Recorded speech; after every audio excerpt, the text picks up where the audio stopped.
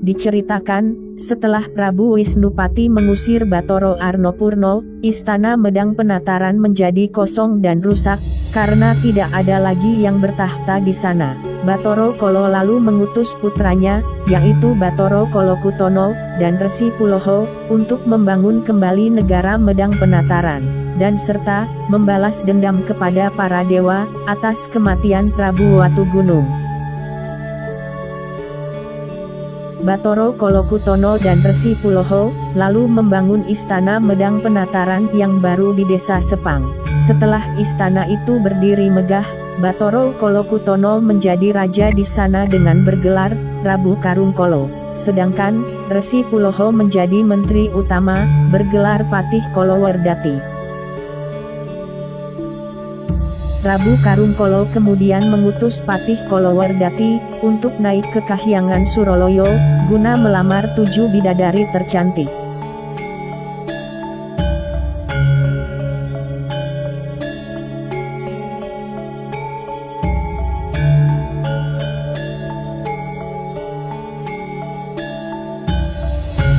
Diceritakan, di Kahyangan Suraloyo, Bathara Endra menerima kedatangan Patih Kalawardhati, yang berniat melamar 7 bidadari tercantik untuk Prabu Karungkolo, yaitu, Batari Suprobo, Batari Wilutomo, Batari Warsiki, Batari Surendro, Batari Gagar Mayang, Batari Irimirim, dan Batari Tunjung Biru. Lamaran itu secara tegas ditolak oleh Bathara Endra. Namun demikian, justru inilah yang menjadi bagian dari rencana Prabu Karungkolo. Penolakan terhadap lamaran itu bisa digunakannya sebagai alasan untuk menyerang Suraloyo. Terjadilah pertempuran antara pasukan Dewata melawan pasukan raksasa di halaman Repat Kepanasan.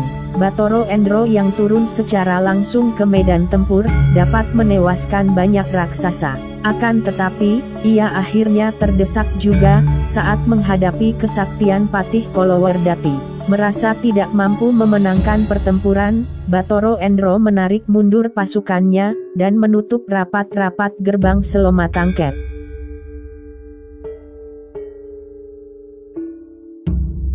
Melihat pihak Dewata mengurung diri di dalam Kahyangan Suraloyo, para raksasa lantas mendirikan perkemahan di kaki Gunung Jamurdipa, guna mengepung para dewa. Patih Kalawardhati lalu mengirim utusan untuk melaporkan segala yang terjadi kepada Prabu Karungkolo di istana Medang Penataran.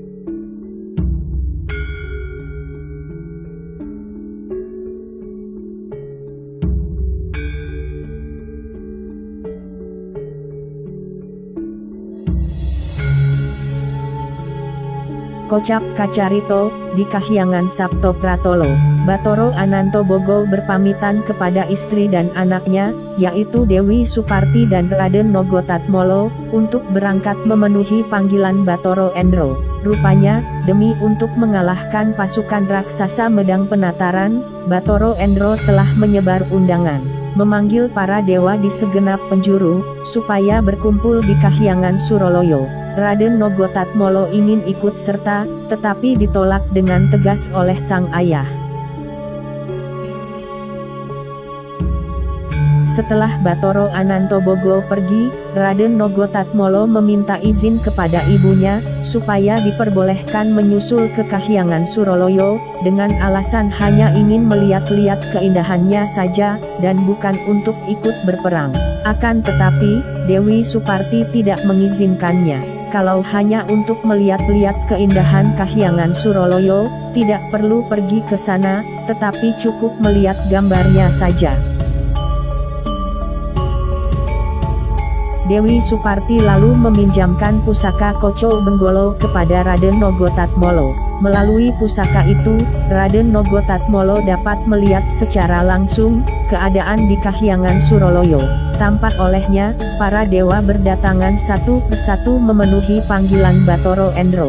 Yang menarik perhatiannya adalah kedatangan Bathara Yomodipati yang disertai istrinya, bernama Dewi Mumpuni. Raden Nogotatmolo seketika terpesona melihat kecantikan Dewi Mumpuni. Ia lalu pura-pura mengantuk dan pamit tidur kepada ibunya. Akan tetapi, setelah lewat tengah malam, diam-diam Raden Nogotatmolo menyelinap pergi, meninggalkan Sabto Pratolo menuju Kahyangan Suroloyo.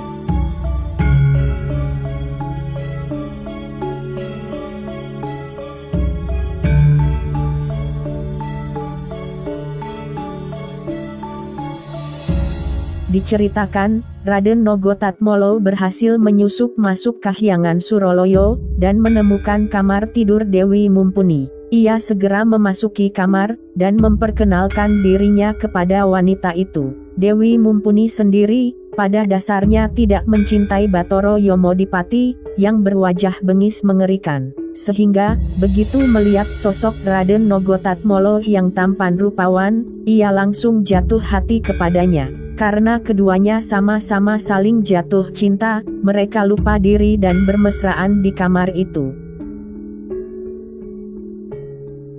Batoro Yomodipati yang merasa gelisah, tiba-tiba saja ingin menjenguk istrinya di kamar. Betapa terkejut dirinya, saat memergoki Dewi Mumpuni sedang bermesraan dengan laki-laki lain. Batoro Yomodipati sangat murka, dan menanyakan asal-usul pemuda itu. Dengan sikap polos, Raden Nogotatmolo mengaku terus terang, bahwa dirinya adalah putra Batoro Anantobogo dari Kahyangan Sabto Pratolo. Batoro Yomodipati lalu mengamuk, hendak membunuh Raden Nogotatmolo. Akan tetapi, putra Batoro Anantobogo itu berhasil menghindar, dan segera lari dengan membawa Dewi Mumpuni. Gerakan Raden Nogotatmolo yang sangat lincah, berhasil mengelabui Batoro Yomodipati.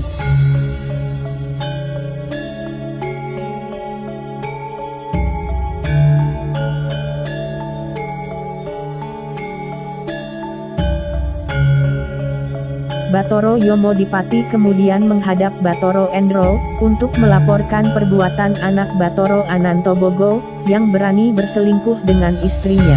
Batoro Endro sangat marah, dan segera memasukkan Batoro Anantobogo ke dalam penjara. Ia lalu mengirim para dewa, untuk membantu Batoro Yomodipati menangkap Raden Nogotatmolo. Para dewa itu adalah Batoro Suryo, Batoro Condro, Batoro Komojoyo, Batoro Sambo, dan Batoro Bayu.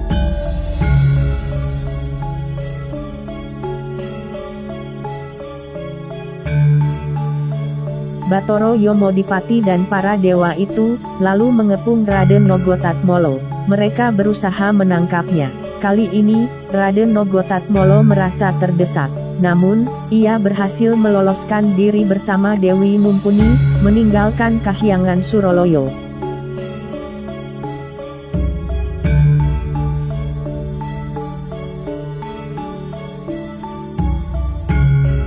Diceritakan, di saat Batoro Yomodipati dan para dewa mengejar Raden Nogotatmolo, tiba-tiba saja Prabu Karungkolo datang ke perkemahan pasukan Medang Penataran.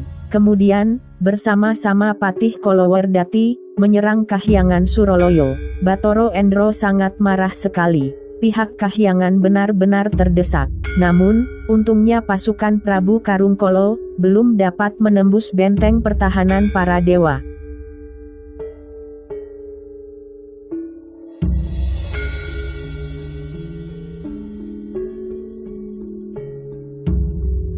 Batoro Endro yang masih dalam keadaan kalut, tiba-tiba dihadap oleh Batoro Yomodipati, guna melaporkan kegagalannya meringkus Raden Nogotatmolo. Batoro Endro kemudian membebaskan Batoro Anantobogo dari penjara, dan memerintahkannya untuk menangkap Raden Nogotatmolo.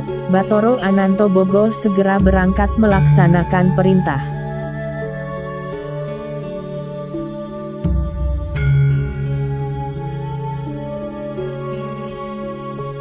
Batoro Anantobogo akhirnya bisa menyusul Raden Nogoratmolo dan Dewi Mumpuni. Melihat keduanya sama-sama saling mencintai, ia tidak tega memisahkan mereka. Keduanya lalu diperintahkan, supaya meminta perlindungan kepada Prabu Wisnupati di negara Medang Kamulan. Raden Nogotatmolo dan Dewi Mumpuni mohon ampun, telah menyusahkan Batoro Anantobogo.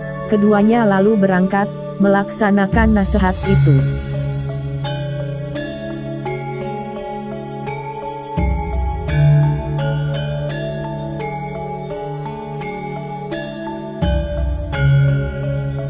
Diceritakan, di negara Medang Kamulan, Raden Nogotatmolo dan Dewi Mumpuni telah sampai di istana Medang Kamulan, dan memohon kepada Prabu Wisnupati supaya diterima mengabdi di sana. Prabu Wisnupati menerima pengabdian itu, dan mengangkat Raden Nogotatmolo menjadi Punggawa Negoro.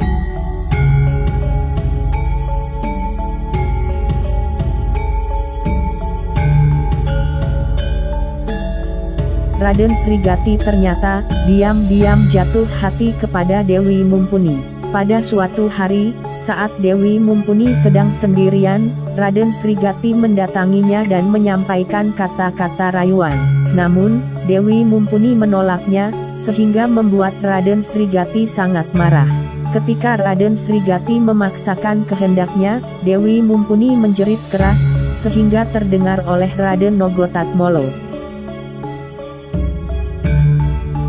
Raden Nogotatmolo datang, dan langsung melabrak Raden Srigati.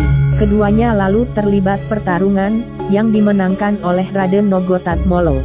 Pada saat itulah, Prabu Wisnupati datang melerai. Raden Srigati meminta sang ayah membelanya, dan membantunya merebut Dewi Mumpuni.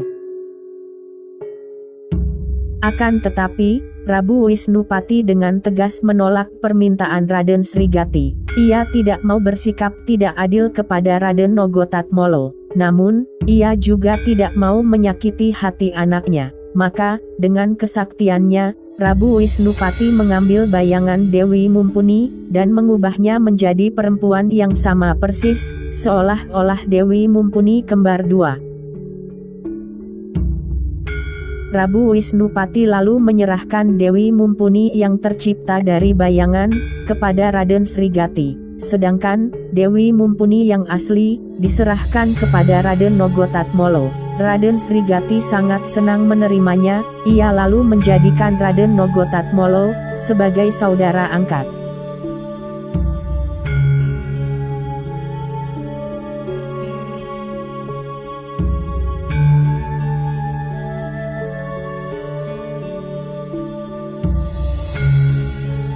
Kocap Kacarito, Batoro Narodo datang ke negara Medang Kamulan. Ia menemui Prabu Wisnupati, untuk menyampaikan kabar, bahwa Prabu Karungkolo dan Patih Kolowerdati dari negara Medang Penataran, telah mengepung Kahyangan Suroloyo dan mengalahkan para dewa. Batoro Guru di Kahyangan Jonggring Saloko telah memberikan perintah, supaya Prabu Wisnupati naik ke Kahyangan Suroloyo, guna membantu Batoro Endro. Prabu Wisnupati menerima perintah itu, lalu berangkat ditemani Patih Sriono, Raden Srigati, dan Raden Nogotatmolo.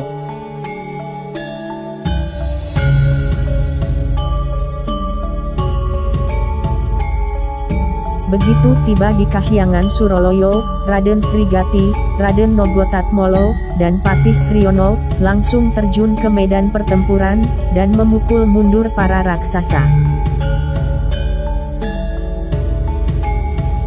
Bahkan, Prabu Wisnupati akhirnya berhasil menewaskan Prabu Karungkolo dan Patih Kolowerdati, menggunakan senjata Cokro Sudarsono.